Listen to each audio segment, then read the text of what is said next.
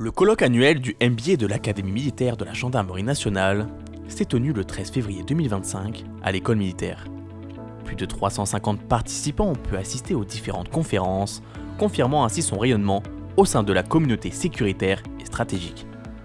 À l'occasion de ce colloque intitulé « Faire face au chaos mondial », le général d'armée Hubert Bonneau, directeur général de la Gendarmerie nationale, a ouvert cette journée en livrant une analyse explicite des enjeux sécuritaires présents et à venir. Il a notamment mis en exergue la nécessité de renforcer les capacités d'anticipation face aux crises géopolitiques, cybernétiques et sociétales. Présent en tant que partenaire média de cet événement, Agnew Sécurité revient sur cet après-midi riche en enseignements. Tout d'abord, nous vous proposons un retour sur la manière de comprendre les forces et les crises qui ébranlent le monde par la voix du sous-directeur de la police judiciaire de la Gendarmerie nationale, le général de division Dominique Lambert, au micro d'Agnew Sécurité.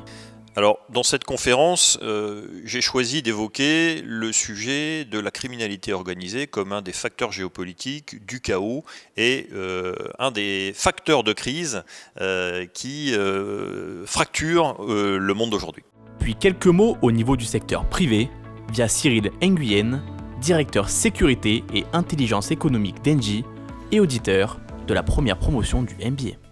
Concernant cette conférence et ses nombreuses tables rondes sur le thème du chaos mondial, et afin de donner quelques éléments sur la façon dont les directions sûreté des grandes entreprises permettent aux entreprises de continuer à opérer et pour la sécurité de leur personnel, de leurs opérations et de leurs informations.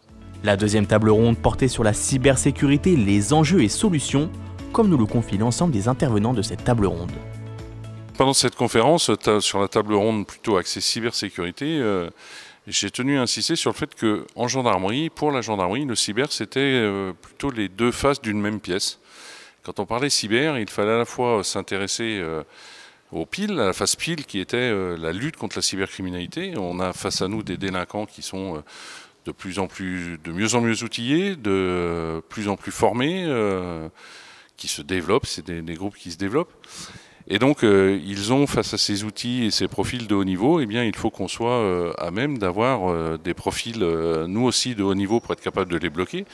Eh bien, à l'occasion de la table ronde, j'ai évoqué tout d'abord l'état de la menace, avec quelques éléments statistiques. Et puis, par rapport à ce constat, la réorganisation qui a été mise en place au sein du ministère de l'Intérieur en matière de lutte contre la cybercriminalité, c'est-à-dire la création du COM cyber du ministère de l'Intérieur, et insister aussi sur la nécessité de disposer de compétences fortes en matière de lutte contre la cybercriminalité dans les territoires et la nécessité également d'attirer les nouveaux talents au sein du ministère de l'Intérieur et de la gendarmerie en particulier.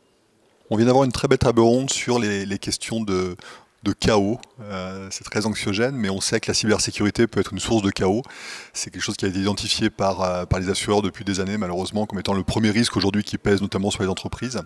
Et donc le fait de bien comprendre ces risques, notamment à un moment où l'IA se développe beaucoup, c'est pas uniquement un effet de mode, le fait de lutter efficacement collectivement entre le public et le privé sur ces questions-là est absolument essentiel.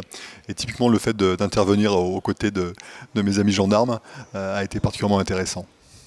La protection du territoire national face aux nouveaux risques cyber est une problématique fondamentale. Et pour cela, il y a nécessité non seulement de préserver les grands groupes, les administrations, mais également quelque chose auquel on pense assez peu en tant que cible initiale, les PME, notre extraordinaire tissu de PME et notre maillage territorial de collectivités territoriales françaises. Enfin, la dernière table ronde était l'occasion pour le général de brigade Olivier Capel, adjoint au pôle stratégie générale de la direction des opérations et de l'emploi de la Gendarmerie nationale, de revenir et d'évoquer le rôle de la gendarmerie qui se retrouve en première ligne pour faire face à des crises protéiformes. La gendarmerie, c'est un acteur des crises protéiformes. Elle s'appuie sur 3 leviers. D'abord, c'est un acteur du quotidien, de proximité, avec son maillage et la subsidiarité de ses unités.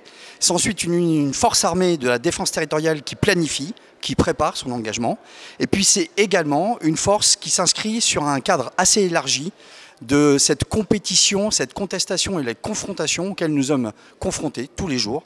Et donc en cela, on est véritablement le premier acteur de la gestion de crise face au chaos mondial.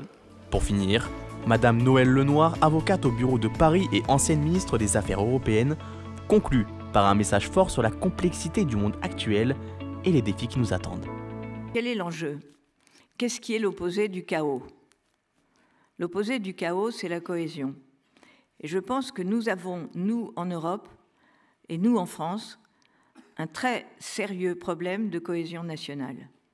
On ne survivra pas, et je serai peut-être plus là, mais je pense que dans 10 ans, l'Europe ne survivra pas s'il n'y a pas davantage de cohésion. Autant de discussions qui ont permis à ces experts d'éclairer les participants sur les enjeux actuels et de repartir avec une idée en tête, ne jamais abdiquer face au chaos.